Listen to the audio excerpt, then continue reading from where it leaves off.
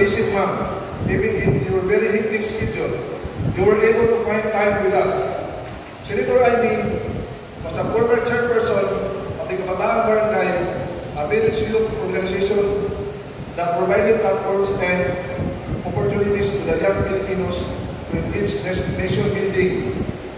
She was elected Congresswoman of the 2nd District of Ilocos Norte, serves for 3 terms, authoring the bill for women, OFW Magna Carta, for students, and for the Filipino migrant workers.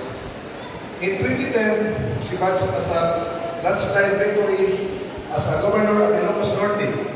She largely focused on poverty reduction for the province through local government and investment, promoting tourism and reviving the youth sector. In October 2018, Governor Amy Marcos filed her certificate of candidacy for Senator of the Republic of the Philippines. What has been done in Ilocos Norte can be replicated in the rest of the country in her incumbency as a Senator of the Republic. Ang pagbisita ni Senator Amy karon din sa atong lungsod, usa ka lanon kay iyang gidala ang grasya gikan sa national government pinaagi sa AX, Assistance to Individual in Crisis Situation sa DSWD. Usa ka libo ka mga Ilocosnon ang nakadawat karon sa 3,000 ka pesos isip tabang sa atong mga kaisunan nga naglisod. Sayo kita nga naigo kita sa El Nino o lisod pa ang pagpananom sa atong mga kabasakan tungod sa kadakong huwaw.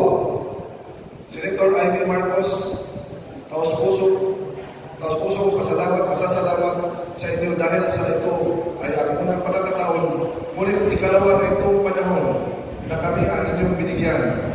Love is lovelier for the second time. Kasi noong una hindi ka nakarating, subalit ngayon, nandito ka lang sa harap ng mga Ilocosnon. Maraming salamat po. Mga beneficiaries, apingin ninyo ang inyong nadawat, siguruha na moabot kining maong grasya sa inyong kasataksa ka pamilya.